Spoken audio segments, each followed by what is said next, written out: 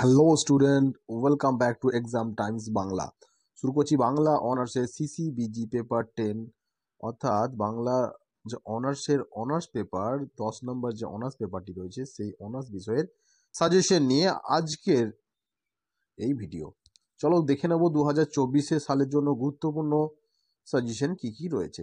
কেমন 2024 সালের একেবারে গুরুত্বপূর্ণ সাজেশনগুলো নিয়েই আজকের আমাদের ভিডিওতে আলোচনা চলবে। 2024 সালে কি কি প্রশ্ন গুরুত্বপূর্ণ একটু নোট করে নাও প্রত্যেকে। কেমন, তো প্রথমে দেখে নেব কি কি প্রশ্ন রয়েছে। একেবারেই ছোট্ট গল্পের সংজ্ঞা ও বৈশিষ্ট্য আলোচনা করো, দারুণ ইম্পর্টেন্ট 10 নম্বরের জন্য।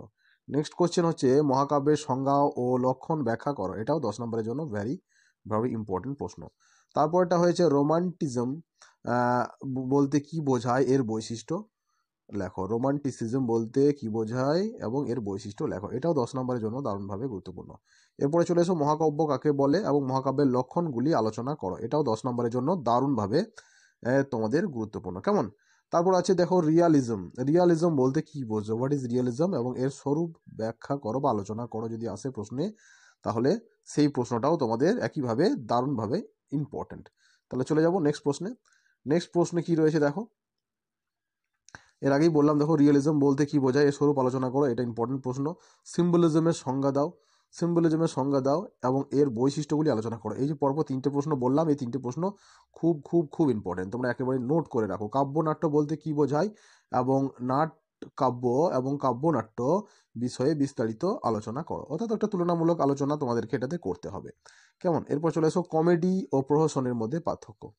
কমেডি কাকে বলে এবং প্রহসন কাকে বলে, দুটি একই নয়, দুটির মধ্যে বেশ কিছু পার্থক্য রয়েছে, সেই পার্থক্যগুলিকেই তোমাদেরকে লিখতে হবে। কেমন, ক্লাসিজম এবং রোমান্টিসিজমের মধ্যে পার্থক্য কি আলোচনা করো। এটা প্রশ্ন মান 5-এর জন্য করলেই যথেষ্ট, 10-এ ঘুরিয়ে দিলেও 10-এ দিতে পারে, তবু তোমরা 5-এর জন্যই করে যাবে। এবং বেশ কিছু টিকা তোমাদেরকে কিন্তু করতে হচ্ছে আলাদা আলাদা করে। 5 নম্বরে তোমাদের এই যে টিকাগুলো দিয়েছে, অনুগল্প, অ্যাবসার্ড নাটক, রূপকথা, রাজনৈতিক উপন্যাস, কেমন, এবং সনেট, এই প্রত্যেকটাই তোমরা আলাদা আলাদা করে কিন্তু করে যাবে। এরপর দেখো টিকা লেখো, আরও কয়েকটা টিকা দেওয়া হয়েছে 5 নম্বরে, সেটা হচ্ছে পৌরাণিক নাটক, সামাজিক নাটক, আঞ্চলিক উপন্যাস এবং ঐতিহাসিক উপন্যাস, এটাও 5 নম্বরের জন্য গুরুত্বপূর্ণ। সুরিয়ালিজম কি এবং এর বৈশিষ্ট্য আলোচনা করো, 5 নম্বরের জন্য দারুণ দারুণ ইম্পর্টেন্ট। চেতনা প্রবাহ রীতির উপন্যাস বলতে কি বোঝায় তা আলোচনা করো, এটাও একইভাবেই 5 নম্বরের জন্য খুব ইম্পর্টেন্ট প্রশ্ন।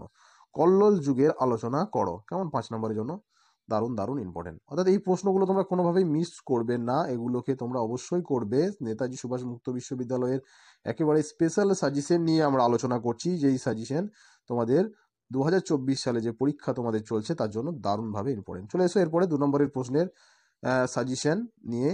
কমন আসে না এই প্রশ্নের, আমি এখান থেকে দেখো নোট করেই দিয়েছি, আগেও বারবার বলে থাকি যে 2 নম্বর প্রশ্নের সাজেশন কিন্তু কমন আসে না। অপরের প্রশ্নগুলো যেগুলো আলোচনা করলাম সেই প্রশ্নগুলো যদি তোমরা করে থাকো তাহলে সেখান থেকেই তোমরা 2 নম্বর প্রশ্নের উত্তর করতে পারবে। বিদ্যাভারতী একাডেমি থেকে নেতাজি সুভাষ মুক্ত বিশ্ববিদ্যালয়ের নোটস ও সাজেশন তোমরা পেয়ে যাবে।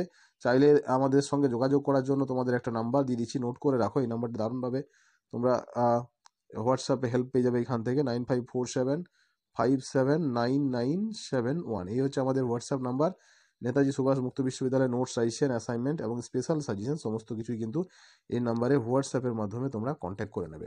ওকে, সো থ্যাংক ইউ প্রত্যেকেই, থ্যাংক ইউ ফর ওয়াচিং।